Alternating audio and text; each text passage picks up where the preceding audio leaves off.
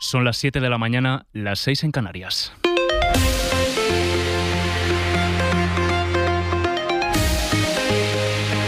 Matinal Cadena SER.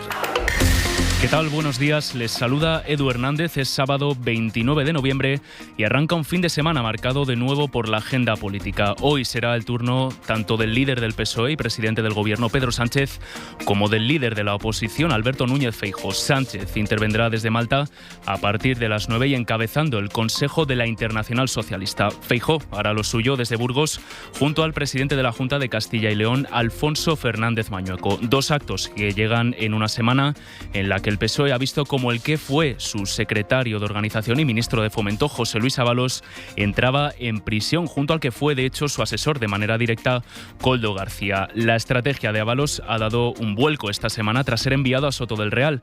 Ante la sospecha de que esto podría pasar, ha ido haciendo explosiones controladas en distintos medios de comunicación, desvelando detalles sobre supuestas reuniones entre Sánchez y Otegi, la supuesta implicación de la mujer del presidente en el rescate de Air Europa o la revelación de Sánchez a Ábalos de que Koldo estaba siendo investigado. Esto ha sido tomado por el Gobierno como una amenaza, pero que no va a pasar de ahí. María Jesús Montero. Este partido, este Gobierno jamás se va a dejar chantajear por nadie. Y eso lo sabe el señor Ábalos. Lo sabe perfectamente. Por tanto, creo que responde más a una actitud de defensa. Mientras el Partido Popular vuelve a la ofensiva aprovechando la entrada en prisión de Ábalos, su líder ha convocado una manifestación para este domingo con el mismo lema de las últimas que ha hecho: acabar con un gobierno al que acusa de sostener la corrupción. Feijóo se ha dirigido además a los empresarios catalanes para pedir que presionen a Junts y apoyen una moción de censura. A mí no me faltan ganas para presentar una moción de censura, me faltan votos. Me faltan votos para presentar una moción de censura. Una moción de censura que tenga un único compromiso: convocar elecciones generales en España. Por tanto, lo que me faltan son votos de los suyos, pero no los tengo. Mientras, la intención de retomar las calles por parte de los populares ha traído la respuesta de la ultraderecha de Vox, que critica la posición del PP por manifestarse a la vez que se sienta a negociar con el PSOE. Lo ampliamos más adelante, pero antes el tiempo. Lucía Hernández, buenos días. Buenos días. Atención a la niebla en Zamora, Valladolid y Palencia, donde estará activo el aviso amarillo hasta el mediodía. Mismo aviso también por lluvia durante toda la mañana en Pontevedra.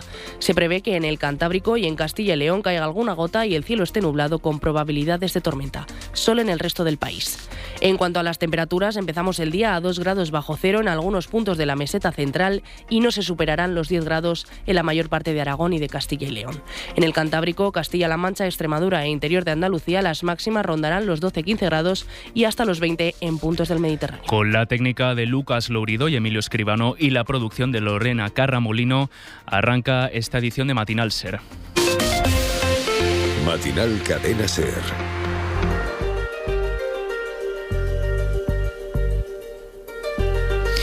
Desde Ferraz y Moncloa han llegado las primeras reacciones al cambio de estrategia del que fuera su número 2.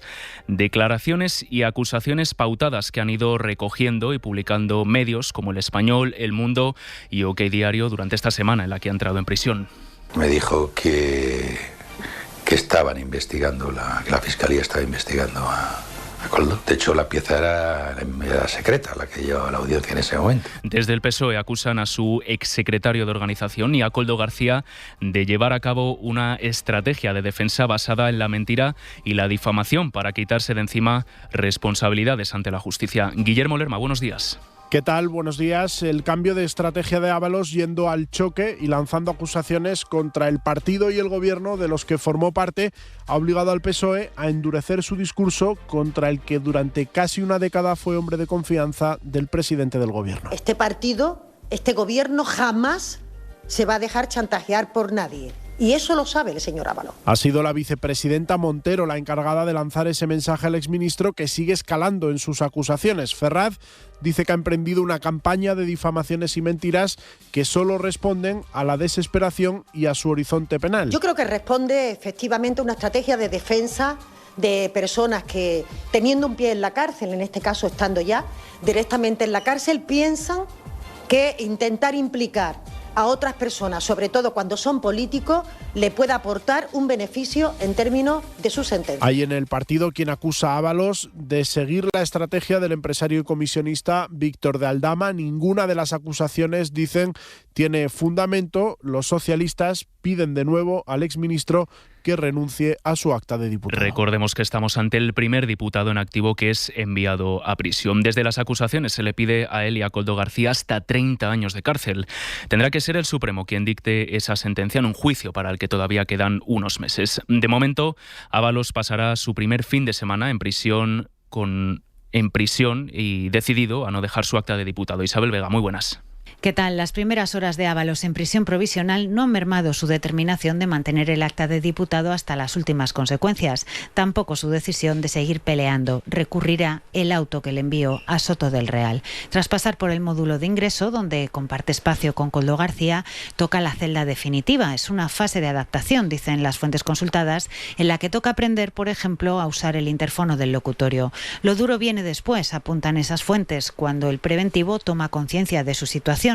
En su entorno lo que dicen es que él está sereno, ha pedido ropa para hacer deporte, que es una de las actividades en las que podrá participar. La vida de los presos preventivos es similar a la de los presos comunes, mismos derechos y servicios, salvo, claro, los cursos de reinserción. De hecho, el Congreso ya ha recibido la documentación necesaria para suspender los derechos de Ábalos como diputado. Aunque habrá que esperar hasta el 4 de diciembre. Será cuando el Supremo estudie los recursos presentados por su defensa. Josué Coello, buenos días. ¿Qué tal? Buenos días. La presidencia del Congreso de los Diputados recibió ayer el oficio remitido por parte del Tribunal Supremo sobre la situación procesal de José Luis Ábalos. Un primer trámite necesario para iniciar la maquinaria legal para suspender al exministro de Transportes de sus obligaciones y deberes, entre ellas la de cobrar o la de poder votar. Sin embargo, el alto tribunal ha pedido a los servicios jurídicos del Parlamento que aún no pulse ese botón, al menos no hasta el próximo 4 de diciembre. Ese día, el Supremo estudiará los recursos presentados por el equipo jurídico de Ábalos y una vez resueltos, entonces sí, la mesa del Congreso aplicará el artículo 21 del reglamento para suspender los derechos del todavía diputado. A pesar de estar en prisión, José Luis Ábalos sigue siendo uno de los 350 diputados del Congreso, ya que no ha renunciado a su acta, que es un paso que aún podría dar en los próximos días. Esto en el lado socialista. En el lado de los populares, Feijóo busca hacerse de nuevo con las calles con una manifestación convocada para mañana en Madrid, en el Templo de Devot, sin nada que no haya usado ya como eslogan. Aunque esta vez acusa a Moncloa de cuestionar a los jueces tras el fallo sin sentencia contra el fiscal general del Estado. Esta manifestación ha servido para hacer visibles otra vez las tensiones entre la derecha del PP y la ultraderecha de Vox, que busca hacer suya esta demanda. Julia Molina. El PP defiende que su protesta estará libre de siglas. Han invitado a los votantes de Vox a asistir, pero el partido de Abascal ya ha anunciado que no van a ir. Tenemos al Partido Popular que convoca manifestaciones los domingos, pero entre semanas se sienta con el PSOE a pactar y a charlar como si aquí no pasara nada. Así que nosotros no vamos a participar en esa tomadura de pelo. Nosotros estaremos personados en los juzgados, como estamos hasta ahora, para que el gobierno asuma su responsabilidad criminal, porque a estas alturas las responsabilidades políticas se nos quedan muy cortas. Las juventudes de Vox, de hecho, han contraprogramado la cita del PP con las calles. Han convocado una manifestación frente a Ferraz con una hora de diferencia. El secretario general de los populares, Miguel Tellado, ha pedido a la ultraderecha que no confronte con ellos. Hemos oído críticas desde Vox, de algunos dirigentes de Vox, a esta concentración del domingo. Yo les pido que no se equivoquen de rival. La del domingo es una concentración de demócratas que quieren blindar la democracia de España. Y si los dirigentes de Vox se equivocan, nosotros le decimos a los votantes de Vox que están invitados. Pero en Vox insisten en que la mejor protesta que podría hacer el PP es presentar una moción de censura contra el gobierno.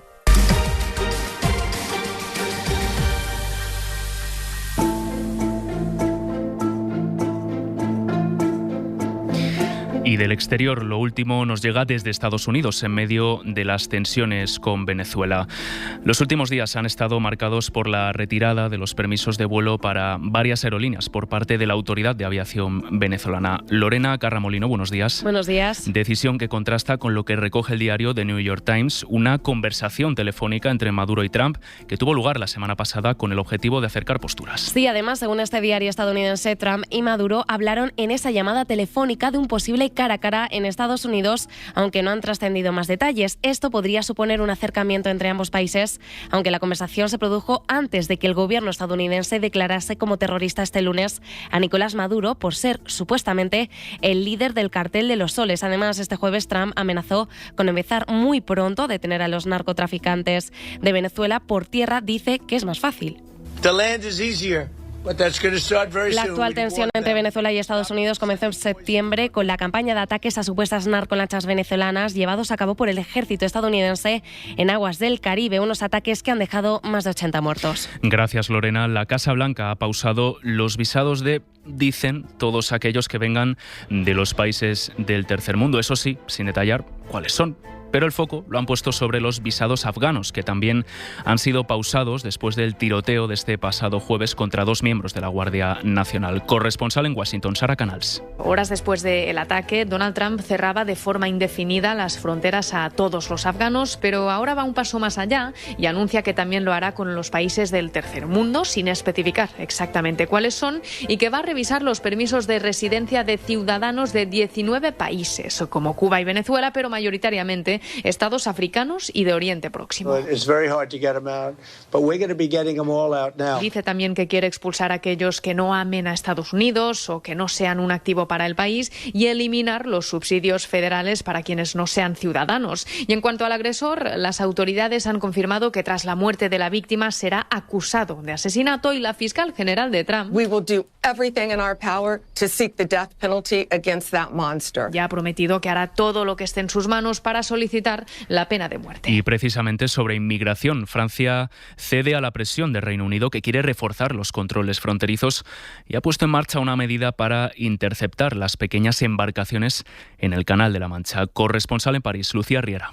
Presionada por Londres, Francia cambia de doctrina para reforzar la lucha contra la inmigración clandestina en la frontera franco-británica. París va a iniciar próximamente operaciones de control e intervención de pateras en el Canal de la Mancha y el Mar del Norte. Pese a que los convenios internacionales limitan la intervención en el mar si no es con fines de salvamento, este operativo sin precedentes permite a la Gendarmería Marítima interceptar en el mar las lanchas neumáticas incluso antes de que embarquen a los migrantes. Lo que no está previsto de momento es que utilicen redes para detener esas pateras. El objetivo, según la Prefectura Marítima, es evitar poner en peligro la vida de los pasajeros. Solo en 2025 cerca de 40.000 personas han logrado cruzar por mar a Inglaterra y 27 han perdido la vida en el intento. Esta medida viene tras esas presiones por parte de Reino Unido que les acabamos de contar y entre las que se incluye una carta enviada por el primer ministro Keir Starmer directamente a Macron a principios de noviembre para endurecer esas medidas de control. Corresponsal en Londres, Lucas Font.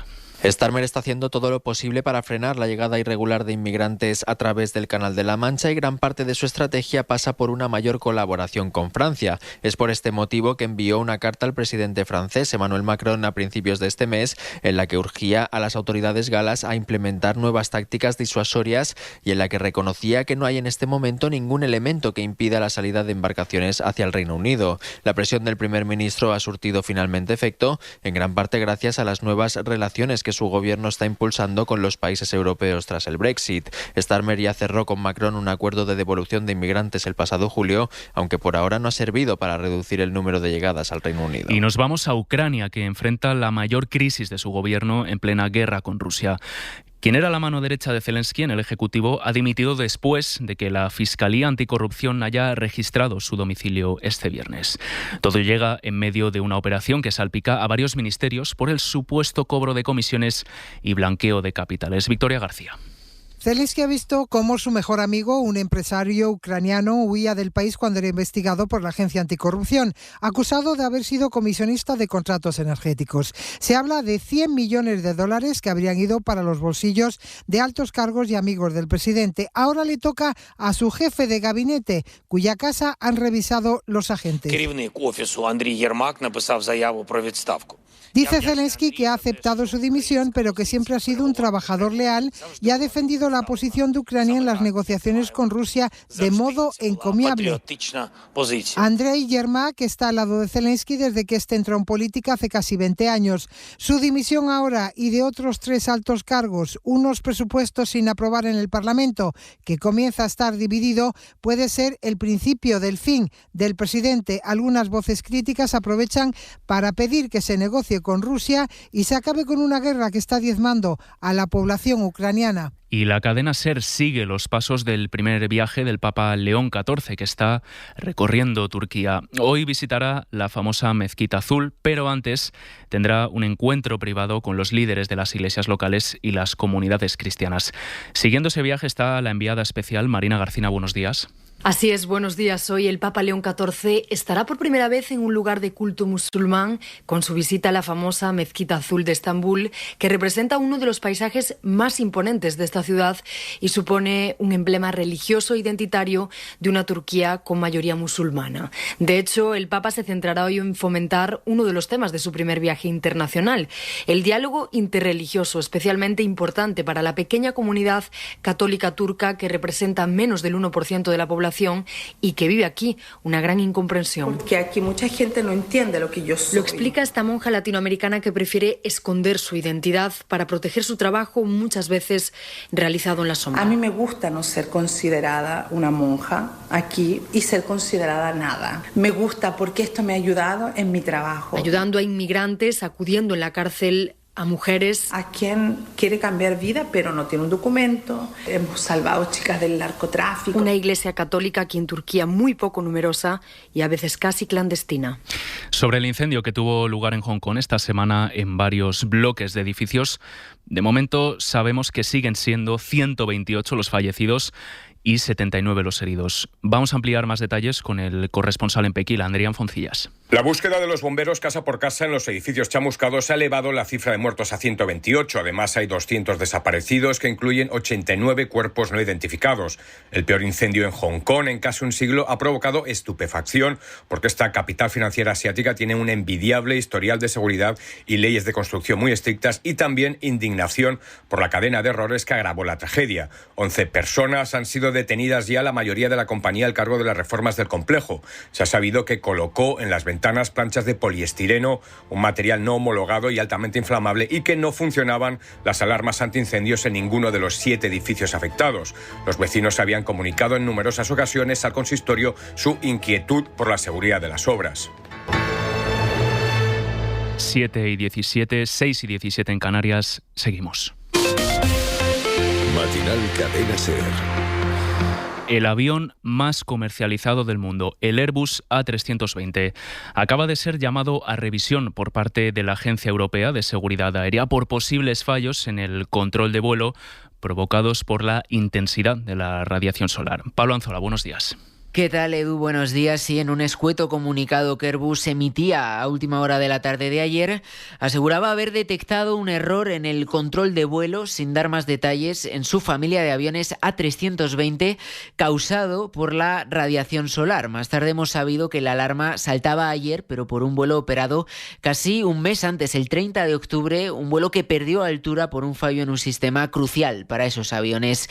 La Agencia Europea de Seguridad Aérea obliga ahora a revisar todas las aeronaves de la familia A320 de Airbus antes de volver a volar, algo que advertía el fabricante europeo podría tener consecuencias para pasajeros y clientes. No estamos ante un avión cualquiera, es el número 1 del mundo, que está operativo en aerolíneas como Iberia, EasyJet o Lufthansa, aunque se concentra sobre todo en aerolíneas asiáticas. Hay más de 7.000 unidades fabricadas desde el año 87 y casi 6.000 en activo a día de hoy. ¿Qué serían las que hay que revisar?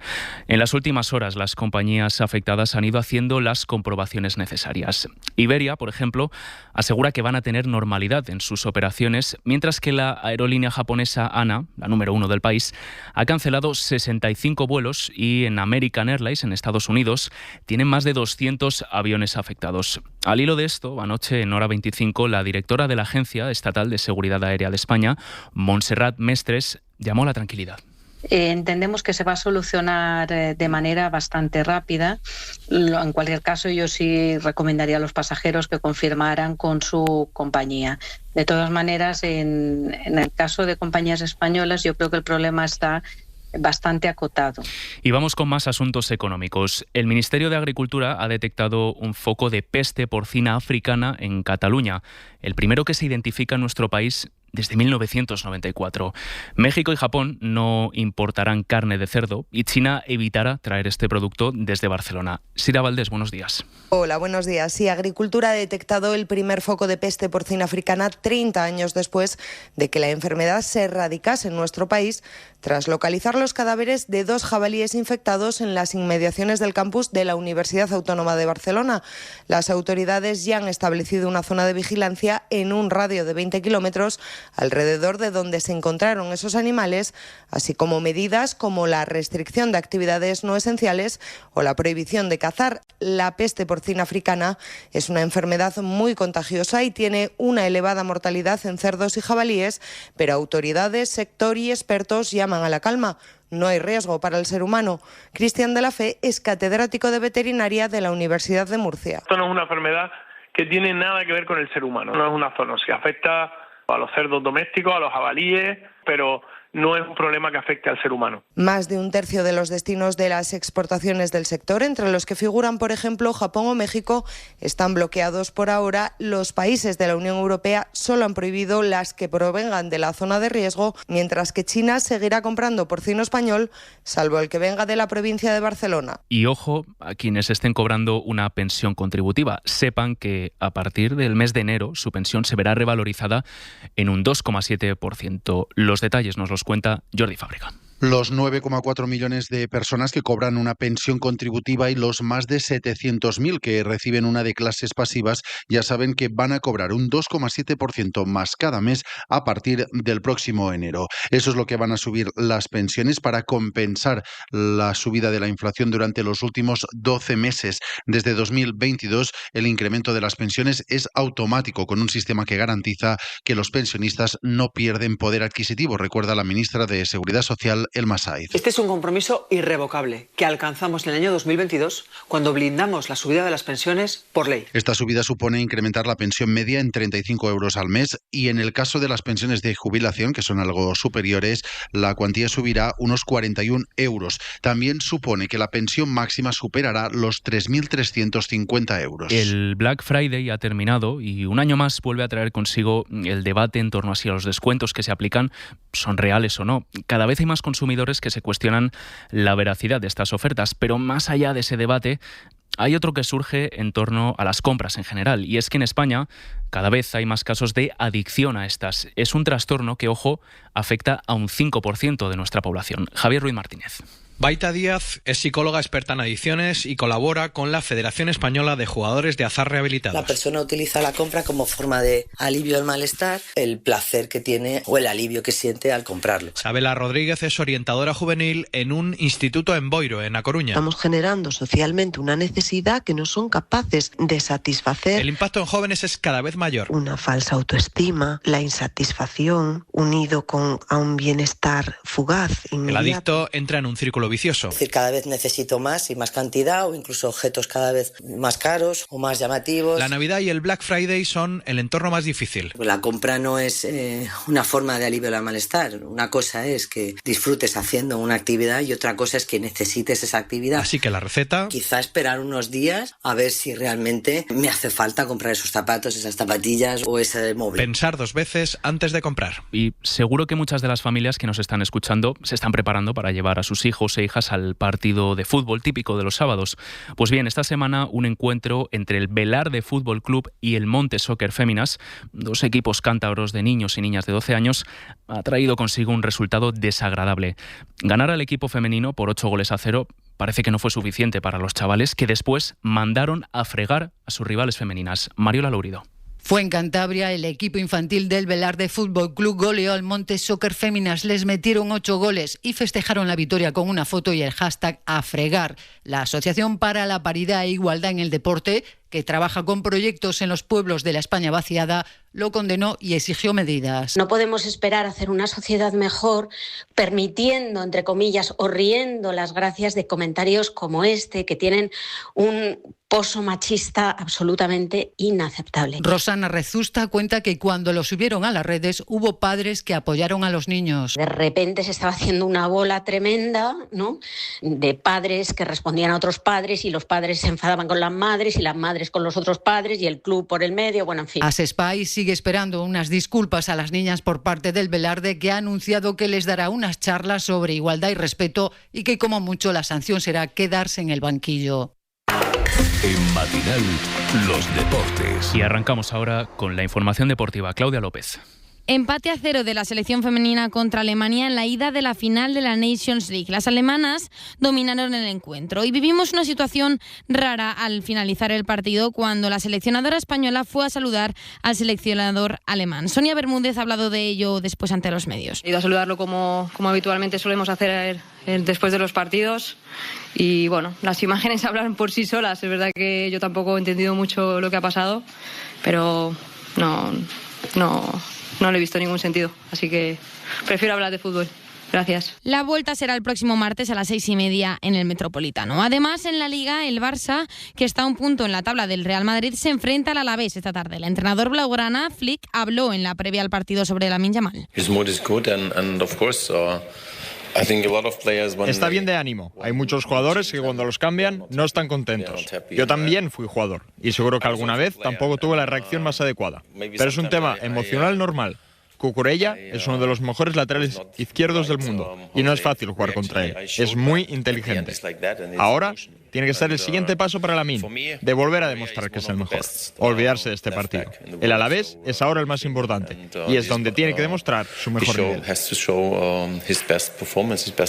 También disputará su encuentro de la 14ª jornada el Atlético de Madrid a las 9 de la noche, recibiendo en el Metropolitano al Real Oviedo. El Cholo Simeone ha sido tajante sobre la gestión de minutos de los jugadores. Los minutos que tienen son los que el equipo lo necesita y que el entrenador decide que puedan competir. Cuando firman un contrato con un club como el Atlético de Madrid, vienen a competir y competir conlleva participar, no participar, tener más minutos, tener menos minutos y al final la famosa frase calidad que cantidad sigue siendo determinante. Y en motor a las 3 dará comienzo la última carrera al sprint de la temporada. Piastri, tras el ruido de estos días sobre sus declaraciones, dejando claro que no iba a ayudar a Norris a ser campeón, ha dado un golpe en la mesa y saldrá desde la pole. Su compañero lo hará desde el tercer lugar y entre ambos McLaren se ha colado Russell. En cuarto lugar saldrá Fernando Alonso, para sorpresa de todos, tras una gran clasificación. Verstappen, el tercero en discordia por la pelea del título del Mundial, saldrá sexto y Sainz octavo. A mayores, a las 7 de la tarde,